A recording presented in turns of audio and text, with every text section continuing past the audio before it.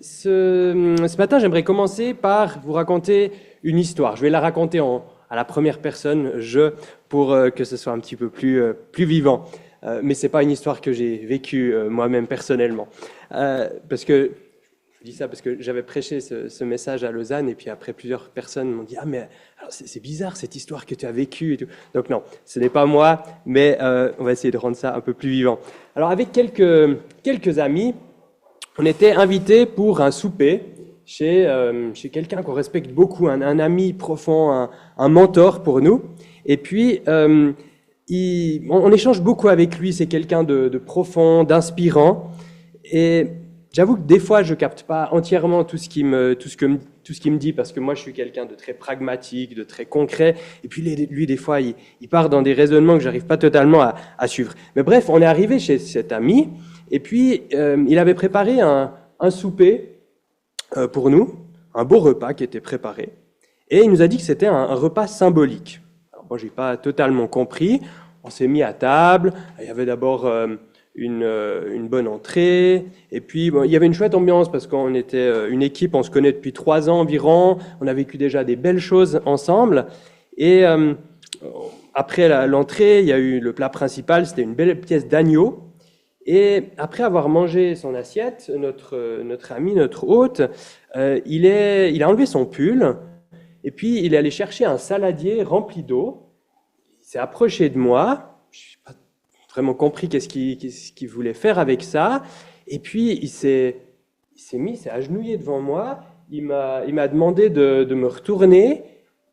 Alors là, je commençais à me sentir un petit peu mal. Là, je ne savais pas ce qui allait m'arriver.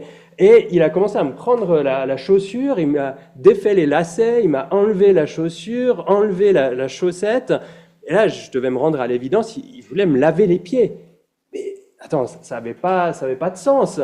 Pourquoi est-ce que lui, ce mentor, voulait me laver les pieds? Si déjà, ça aurait été moi qui devais lui laver les pieds, parce que c'est lui qui le méritait, mais moi, qui est-ce que j'étais pour qu'il me lave les pieds? Je me sentais très mal à ce moment-là. Et tout le monde qui me regardait en plus. Donc bon, lui, il m'a regardé aussi, mais il m'a regardé avec un regard profond, qui semble voir au-delà des mots. Et puis, il m'a dit cette phrase: « Si je ne te lave pas, il n'y a plus rien de commun entre toi et moi. Si je ne te lave pas, il n'y a plus rien de commun entre toi et moi. » C'est un petit peu énigmatique comme phrase, mais ils ont quand même résonné en moi, ces mots, un petit peu comme un défi. Un défi de lâcher prise. Et c'est pas évident pour moi, parce que moi, j'aime bien être au contrôle. Et là, c'était comme s'il me disait, au fond, c'est que notre relation, elle dépend de lui, de mon mentor, et pas de moi. Et je devais accepter quelque chose de la part de mon mentor pour continuer à avoir cette relation profonde.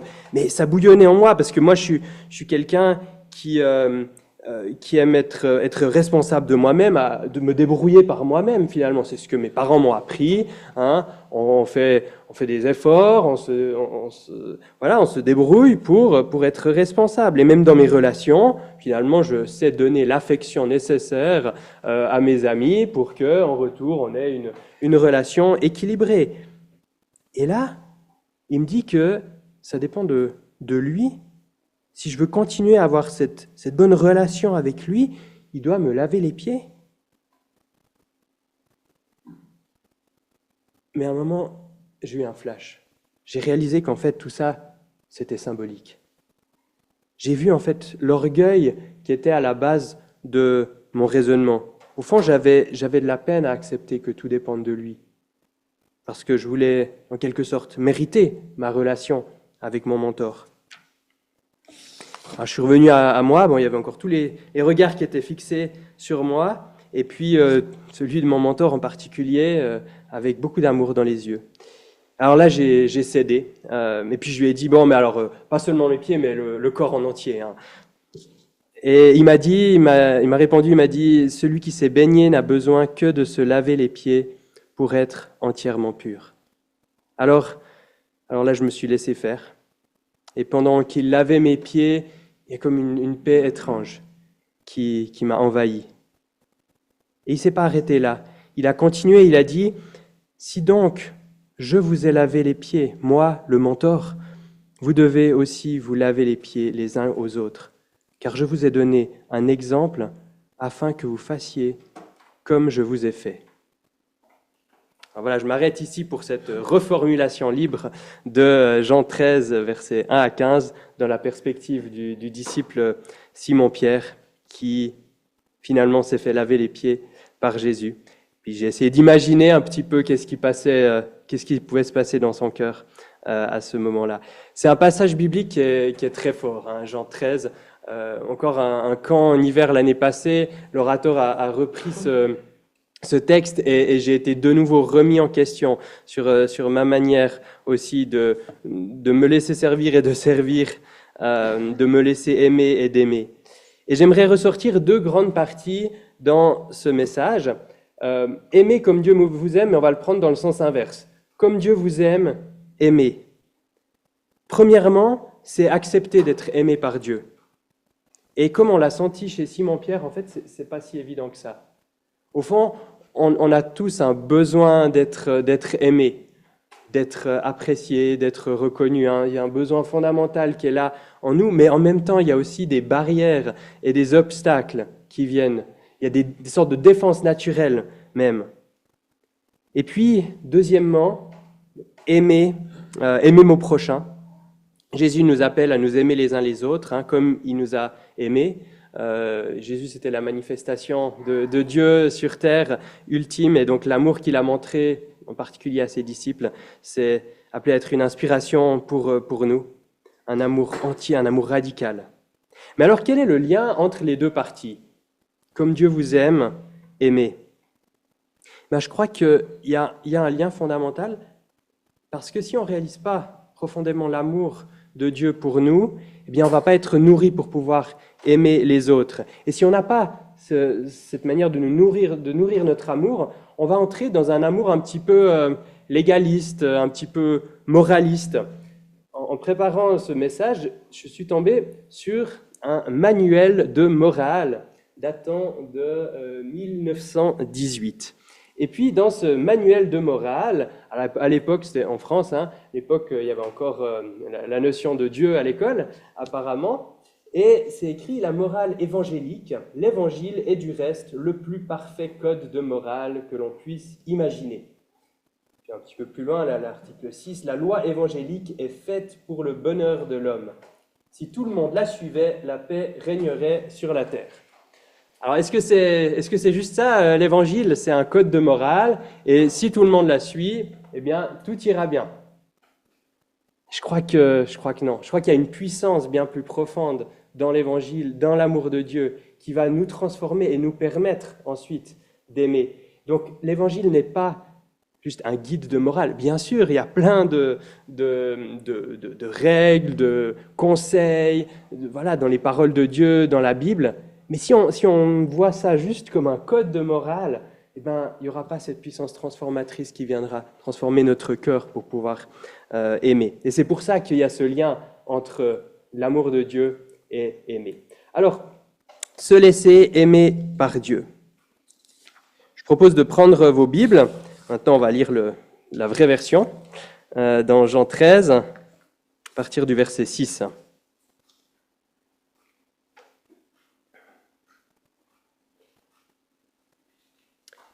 Jean 13 à partir du verset 6. Et je vais la lire dans la seconde 21. Jésus arriva donc vers Simon-Pierre qui lui dit « Toi, Seigneur, tu me laves les pieds ?» Jésus lui répondit « Ce que je fais, tu ne le sais pas maintenant, mais tu le comprendras par la suite. » Pierre lui dit « Non, jamais tu ne me laveras les pieds. » Jésus lui répondit, « Si je ne te lave pas, tu n'auras pas de part avec moi. » Simon-Pierre lui dit, « Seigneur, non seulement les pieds, mais encore les mains et la tête. » Jésus lui dit, « Celui qui s'est baigné n'a besoin que de se laver les pieds pour être entièrement pur. Et vous êtes purs, mais pas tous. » En effet, il connaissait celui qui était prêt à le trahir.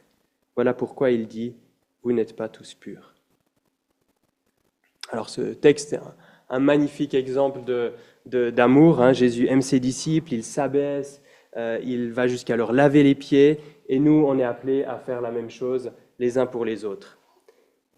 Mais si on s'arrête là, finalement, on peut vite tomber dans le code de morale. Au fond, Jésus, c'était juste un bon exemple, et puis on doit faire la même chose que lui.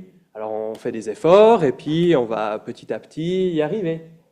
Et je crois qu'en fait, dans ce texte, il y a quelque chose de très profond, et une vérité très profonde qui va nous permettre ensuite d'entrer dans cette dynamique d'amour. Et j'aimerais qu'on se concentre sur ce verset 10. Jésus lui dit, « Celui qui s'est baigné n'a besoin que de se laver les pieds pour être entièrement pur. Et vous êtes purs, mais pas tous. » Alors, comprenons le contexte. On est probablement le jeudi soir, juste la soirée avant que Jésus va se faire crucifier le vendredi saint. Hein. Donc, ça, c'est notre contexte. Donc, le lendemain, Jésus va mourir à la croix pour pardonner les péchés de tous ceux qui ont mis leur confiance en lui. Donc, ça va être une purification qui va se passer le lendemain, une purification entière, purification de la culpabilité. Et puis, c'est aussi l'amour ultime de Dieu qui est montré à travers ça. Baigner, hein, le mot baigner dans le verset, je pense que ça fait vraiment référence en fait à cette purification entière, à ce salut, une fois pour toutes. Donc celui qui s'est baigné. Et alors que veut dire le lavement des pieds, hein? N'a besoin que de se laver les pieds. Eh bien, je pense que laver les pieds, ça va être une référence à cette confession régulière. Parce que oui, on a été purifié fondamentalement, on a été justifié, notre identité a changé, mais il y a aussi des salissures qui viennent petit à petit dans nos vies. Parce qu'on n'est pas encore parfait dans toutes nos pensées, dans tous nos actes. Et ça ne remet pas du tout en question le fait qu'on a été baigné, qu'on est justifié entièrement, mais ça nous engage à confesser notre péché quotidien et avancer dans l'humilité. Et j'ai essayé de réfléchir à une illustration un petit peu par rapport à ça et ces différences. Alors, je sais pas ce que ça vaut, mais imaginez que je suis allé chercher dans ma cave un tableau, et puis c'est un vieux tableau, il est resté longtemps dans ma cave, donc il s'est un petit peu abîmé. Dans l'obscurité, un peu froide, dans l'humidité, il a été sali, il a été abîmé, et il n'est plus montrable. Alors, je vais le faire analyser par un professionnel de la restauration d'œuvres d'art, et puis il va travailler d'abord pour stabiliser un petit peu la peinture, pardon, pour que ça ne s'abîme pas plus. Et puis, il va commencer un travail minutieux de restauration des zones abîmées. C'est un immense travail, un travail très minutieux, fait avec passion. Et puis, il va essayer de rester le plus proche possible de la technique initiale de l'artiste pour que l'œuvre d'art soit vraiment restaurée. Et en fait, je crois qu'on est chacun une œuvre d'art qui a été créée par le plus grand artiste, avec énormément d'amour. Il nous a créés de manière parfaite. Mais nous, on est allé à la cave. On est allé dans l'obscurité, loin de lui. Et puis, on a subi l'humidité, on a subi le froid, et on a été abîmés fondamentalement, alors qu'on était une magnifique œuvre d'art. Et puis, notre relation à l'artiste, elle a été brisée. Nos relations les uns aux autres se sont abîmées. La peinture, elle a un petit peu perdu son éclat, elle a commencé à s'écailler. C'est le péché. C'est tout le mal qui a été commis. Mais l'artiste lui-même veut nous restaurer. L'artiste lui-même a ça comme mission. Il nous aime toujours. Et il veut rétablir le lien entre lui-même et son œuvre d'art. Il veut nous restaurer pour qu'on puisse de nouveau refléter sa gloire. Alors, il va travailler et il va avoir sa mission à travers Jésus pour nous purifier fondamentalement, pour nous restaurer entièrement. Et ça, c'est dans l'illustration, voilà, vraiment se baigner, donc être purifié entièrement. Le tableau qui est restauré une fois pour toutes. Alors après, je vais pouvoir prendre ce tableau et puis le mettre sur le mur de mon salon, très, très sympa. Et après quelques années, il va prendre la poussière.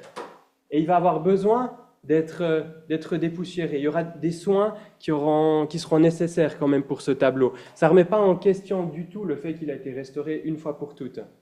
Mais avec de la poussière, on perd un petit peu son éclat.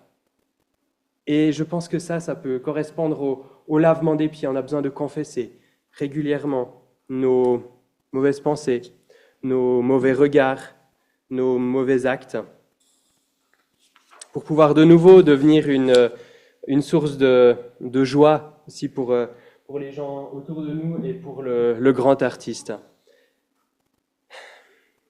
Donc voilà une illustration pour cette différence entre être baigné, donc cette purification entière, et puis le lavement des pieds. Et c'est pour ça que Jésus dit que celui qui s'est baigné n'a besoin que de se laver les pieds pour être entièrement pur.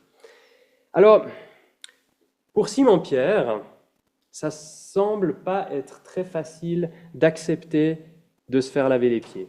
Ça n'a pas l'air d'être très facile pour Simon-Pierre d'accepter finalement l'amour de Jésus de cette manière-là. Et je crois qu'il y a deux obstacles typiques à l'amour de Dieu. Deux obstacles. Un premier, c'est l'obstacle d'avoir cette conviction que je suis trop mauvais pour l'amour de Dieu. J'ai fait des actes que je ne peux pas me pardonner, qui sont juste trop graves.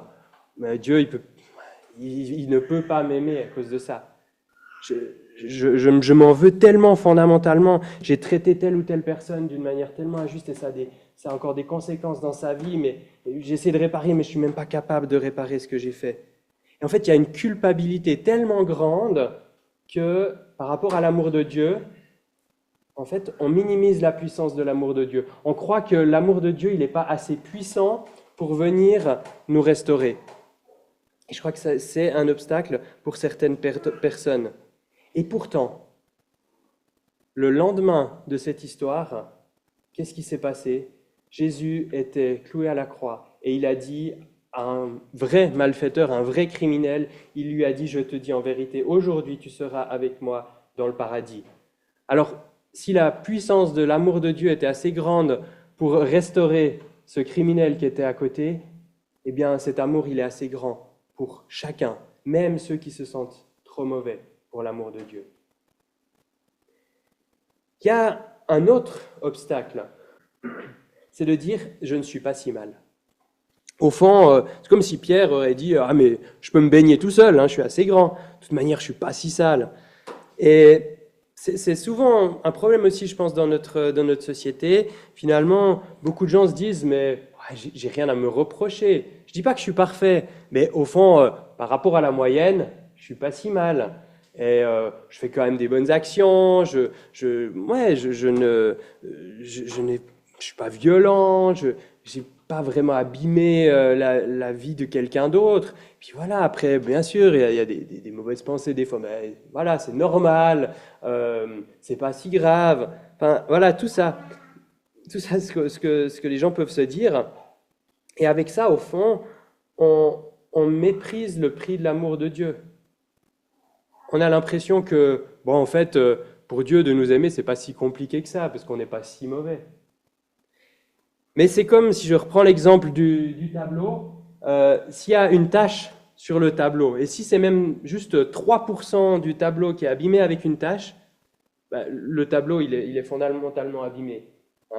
Et c'est pas juste avec une petite gomme que je vais pouvoir l'enlever. Il a besoin d'une restauration complète quand même, malgré le fait que ce soit qu'une petite tache.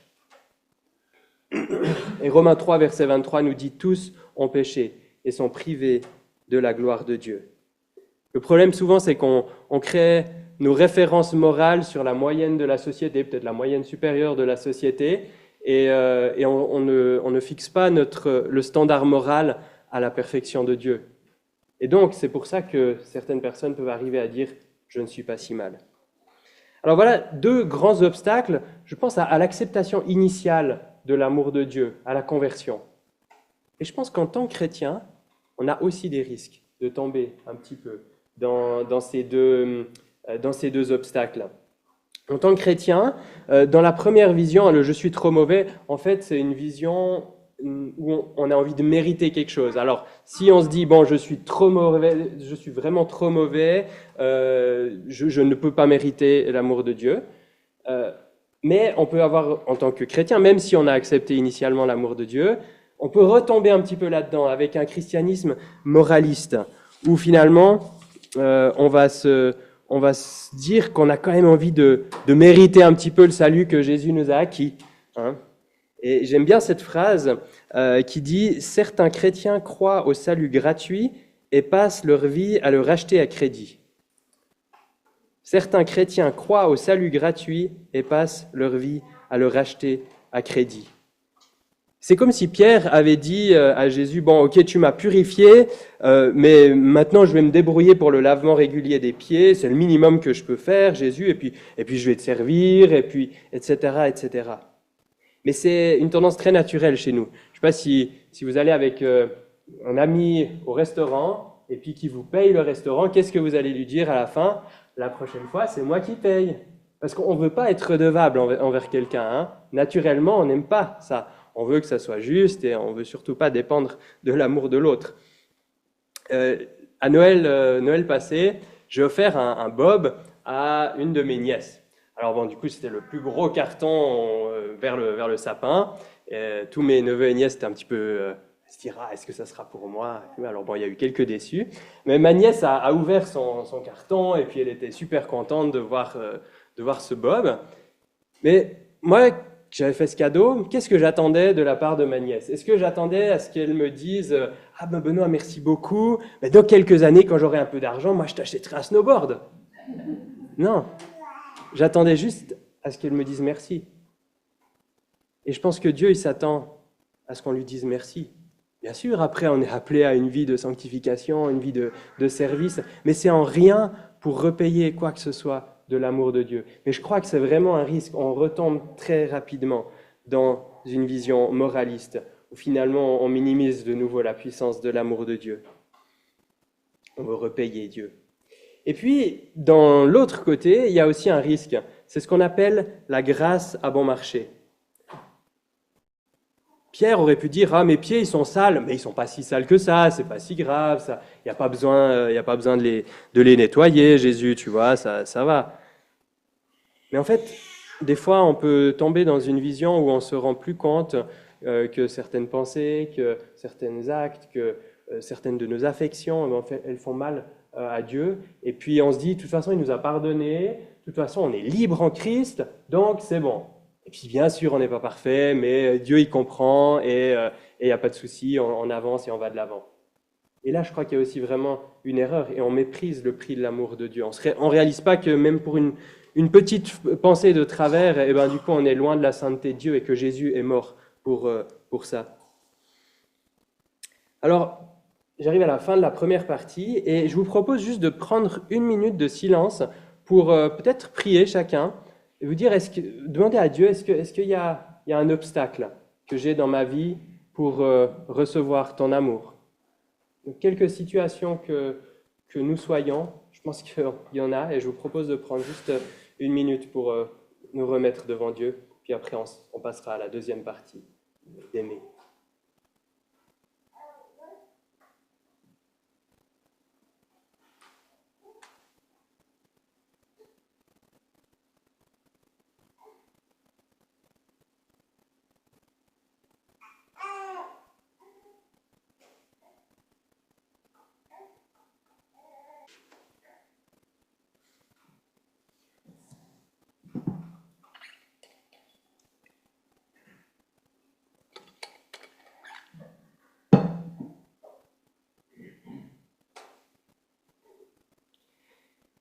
Si je prends un tube de dentifrice et que je presse sur le tube de dentifrice, qu'est-ce qui va sortir?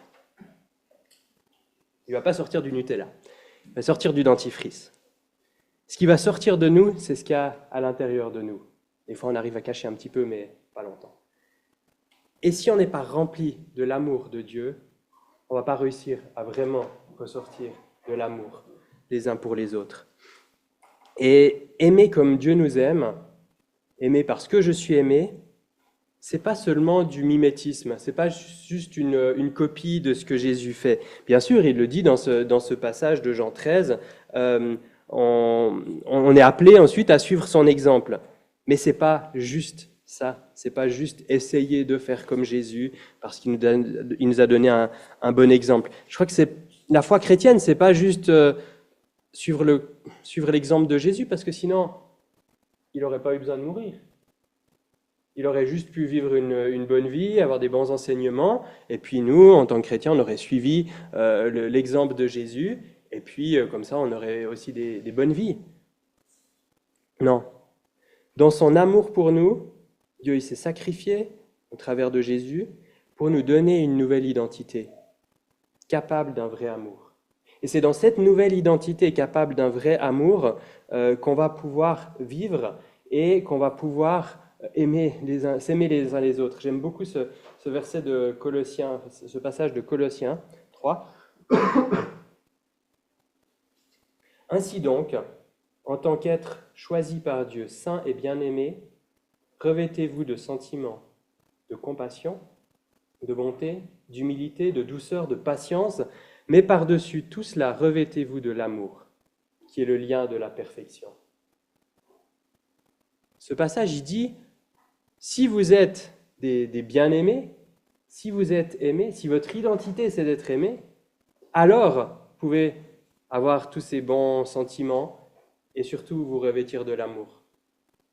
Donc c'est parce qu'on est aimé qu'on peut ensuite aimer. Et malheureusement, souvent, si on a mal accepté l'amour de Dieu, eh bien, on va avoir des obstacles aussi pour aimer. Et si on reprend nos deux exemples, eh bien, dans la vision d'un christianisme moraliste, finalement, si je me dis je suis chrétien parce que je vis une vie de bon chrétien, parce que j'ai une bonne morale dans ma vie, je respecte globalement ce que dit la Bible, je suis quelqu'un de bien, de correct, de respectable. Et puis en plus, je fais des sacrifices au quotidien. Le dimanche matin, je ne fais jamais de grasse matinée parce que je suis toujours au culte. Et puis je donne même une partie de mon argent pour Jésus, pour Dieu. Et en fait, il y a des petites choses comme ça qui tournent en nous. Puis après, on regarde personne qui est assis sur le banc du fond, et puis on se dit, ouais, mais lui, il fait moins d'efforts que moi, hein, franchement, et puis il fait même pas l'effort de me saluer quand il me voit le dimanche matin. Hein. Et puis, je le vois jamais aider pour quoi que ce soit à l'église. Hein. Alors que moi, je fais des efforts, justement, et j'aide à plein d'occasions. Puis après, on pense à un collègue. Et puis on se dit, ah, mais ce collègue qui a mauvais caractère, il ferait bien de lire le manuel de morale là, de 1918. Hein. Mais moi, je ne le supporte pas, franchement. En plus, il se la ramène toujours. Et puis, parce qu'il a un peu plus d'ancienneté que moi, alors il vient me dire ce que je dois faire dans mes projets. Non, mais ça va pas, quoi. Vous voyez en quoi la vision moraliste, elle vient développer des problèmes d'orgueil, des problèmes de comparaison, des problèmes de jugement. Et je crois que ça, c'est parce qu'on a mal accepté l'amour de Dieu pour nous. Et du coup, on aura de la peine à aimer les autres. Et puis, dans la version de la grâce à bon marché, finalement, je suis chrétien, Dieu m'a tout pardonné, alors je suis libre et je fais un petit peu ce que je veux. Hein? Bon, je sais que mon comportement n'est pas toujours OK, mais bon, on est humain après tout. Et puis ce frère du banc du fond, OK, on a eu un petit peu des différends, maintenant on s'évite, et puis ça va. Franchement, c'est pas si mal. On se débrouille. Et puis Dieu doit comprendre, de toute façon, il est plein de grâce pour nous. Et puis ce collègue qui a mauvais caractère, eh bien, OK, des fois j'essaie un petit peu de lui faire comprendre, mais c'est pour son bien, c'est pour qu'il avance aussi. OK, c'est pas très sympa quand on le critique un peu derrière son dos avec des collègues. Mais Bon, tout le monde le critique de toute façon. Et puis heureusement, Dieu, il connaît ma faiblesse. Et puis, il me pardonne. Si j'ai cette vision d'une grâce à bon marché, finalement, je vais développer de l'indifférence souvent pour d'autres. Peut-être je vais me résigner en disant, ouais, de toute façon, j'arrive pas à l'aimer, donc bon, on en reste là. Mais si je suis chrétien, parce que j'ai été baigné une fois pour toutes, j'ai été justifié, et je suis lavé régulièrement à travers la confession, eh bien, si je réalise ça, qu'est-ce qui va se passer dans ma tête? J'étais sale.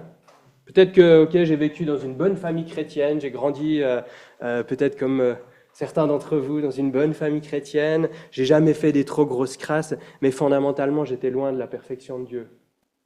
J'étais totalement indigne, j'étais ce tableau abîmé au fond de la cave, et Dieu est venu me chercher. Christ est mort à ma place pour me restaurer, ce que moi j'étais incapable de faire. Quelle grâce! Je fais partie de la famille de Dieu. Quelle grâce, j'ai été restauré. En fait, je suis totalement indigne d'être ici.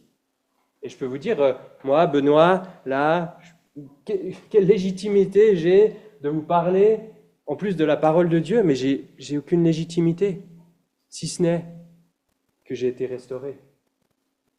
Et vous êtes indigne, vous êtes totalement indigne d'être assis sur ces bancs du local, si ce n'est que Dieu vous a restauré. Et donc en fait, je suis aussi indigne que ce frère du banc du fond d'être là. Et Jésus a donné sa vie autant pour moi que pour ce frère du banc du fond. Il est là uniquement par grâce, comme moi je suis là uniquement par grâce. Et puis ce collègue, il a été quand même créé à l'image de Dieu, et moi je ne le respecte pas. Comment est-ce que Jésus aurait réagi avec un tel collègue? Peut-être qu'il serait allé lui laver les pieds aussi. Et moi, je le critique dans son dos, alors que ce n'est pas du tout la vision que Dieu a sur cet homme. Je tourne en boucle des pensées négatives. Peut-être que j'ai entendu que son frère a été hospitalisé. Je pourrais peut-être au moins aller lui demander des nouvelles, peut-être au moins le mettre sur ma liste de prières. Mais en fait, j'ai besoin de confesser régulièrement, Seigneur, tu vois comme j'ai de la peine quand même. Viens me donner ton amour pour ce frère du fond, pour ce collègue. Viens me transformer toujours plus à ton image. Il n'y a personne sur la place que je... Viens me transformer à ton image. Et si vraiment je commence à comprendre et à accepter cet amour de Dieu pour moi, et que j'entre dans une vision de reconnaissance, si je suis vraiment humble, alors je peux commencer à avoir vraiment de l'amour pour mon frère, pour ma sœur. Alors, voilà cet exemple que Jésus a vécu. Si on accepte l'amour de Dieu, je pense qu'il nous rend capables de suivre cet exemple. Cet exemple d'un amour entier, d'un amour radical, vivant en cohérence avec cette identité de bien-aimé. Et osons cet amour entier comme l'amour de Dieu envers nous est entier. Jésus, il n'a pas été juste poli avec les gens qu'il rencontrait. Comme nous, des fois, on fait bien attention pour être poli envers nos voisins, d'être gentil. Mais Jésus, son amour, ce n'était pas juste d'être gentil et d'être poli. Jésus, il s'est mouillé pour les gens autour de lui. Il est allé vers les gens qui n'étaient aimés par personne. Il s'est vraiment donné, c'était un amour qui se donnait vraiment. Et puis nous, parfois j'ai l'impression qu'on donne des miettes. Voilà, il y a plein de priorités dans nos vies, puis s'il nous reste un petit peu de temps, s'il nous reste un petit peu d'argent, on va pouvoir donner un peu pour d'autres personnes ou pour Dieu. Mais Jésus, sa mission entière, elle était basée sur l'amour. Alors est-ce que nous, on peut aussi retourner notre logique de vie et que notre logique de vie, elle soit définie par l'amour, comme celle de Jésus? Mais on a besoin totalement de confesser qu'on n'en est pas capable sans l'œuvre du Saint-Esprit en nous, sans le travail de Dieu. Parce que l'amour, c'est le fruit de l'esprit. Et puis, osons le pardon. Parce que aimer, c'est pas toujours facile. Vous le savez bien, dans vos familles, des fois dans le voisinage, des fois même dans l'église, eh ben, c'est pas si facile que ça. Et puis il y a des choses qui restent un petit peu au travers de la gorge, et puis certaines tensions qui sont là, qui se cristallisent. Mais Jésus, il nous demande de nous pardonner les uns les autres. Et c'est pas un pardon de surface, hein, de dire ah oui ben c'est bon, on me fait quelque chose de mal, je pardonne, je passe à la suite. Hein. Souvent il y a besoin d'un travail plus profond dans notre cœur que l'esprit va faire. Et je crois que la clé est dans ce passage, hein, se laver les pieds les uns les autres, parce que c'est pas une symbolique profonde de confesser et de se pardonner les uns aux autres. Dieu nous a purifiés, alors nous sommes appelés à nous laver les pieds les uns aux autres. Je crois que cette confession, elle peut se faire envers la personne qui aura été lésée, mais cette confession, je pense que c'est vraiment important aussi de la faire auprès d'un frère, d'une sœur de confiance. De ne pas garder en nous, parce que souvent, enfin, ok, il y a des fois des choses qu'on fait de mal envers une personne, clairement, mais des fois, c'est des pensées, c'est une attitude de cœur qui est pas bonne devant Dieu. Alors, on peut demander pardon à Dieu, mais je crois que ça vaut vraiment la peine d'avoir un frère, une sœur à qui on peut parler de ça aussi. Je crois que Jésus nous a laissés dans une communauté, dans l'Église, pour pouvoir aussi avoir quelqu'un à qui on peut confesser devant Dieu. Alors voilà, on peut s'accompagner les uns les autres dans la confession et dans le pardon mutuel. Et j'aimerais terminer avec ce verset de Colossiens 3. Supportez-vous les uns les autres. Et si l'un de vous a une raison de se plaindre d'un autre, pardonnez-vous réciproquement, tout comme Christ vous a pardonné. Pardonnez-vous aussi. Je vais peut-être prier pour terminer. Seigneur, merci parce qu'il y a 2000 ans, tu t'es agenouillé devant tes disciples et tu leur as lavé les pieds. Ce qui était inconcevable, que toi, le Maître, toi, le Seigneur, toi, le Fils de Dieu, tu viennes t'abaisser à une tâche si simple, si presque peut-être un petit peu dégradante. Tu as lavé les pieds à tes disciples. Et à travers cela, tu nous as montré l'exemple, un exemple fort d'amour. Mais le lendemain, tu as montré l'exemple ultime de l'amour en nous purifiant entièrement. Et Seigneur, on veut confesser notre cœur souvent tortueux où, oui, on a accepté peut-être ton pardon pour nos péchés, mais on a toujours ces obstacles à ton amour. Seigneur, viens transformer par ton esprit nos cœurs. Viens nous permettre d'accepter toujours plus ton amour et que cela nous rende humbles et nous rende ensuite capables de nous aimer les uns les autres, de nous servir les uns les autres, de te servir et de te glorifier dans toute notre vie. Seigneur, tu connais nos situations de vie à chacun, tu connais nos relations aussi à chacun. Et peut-être que voilà, ça a évoqué l'une ou l'autre tension qu'on peut avoir avec une ou l'autre personne. Et Seigneur, aide-nous à avoir le courage aussi de pardonner, de confesser, de remettre tout cela devant toi. Et Seigneur, que toujours ce soit nourri par ton amour. Merci pour ta parole. Merci pour ton amour puissant qui transforme nos vies. Amen. Amen.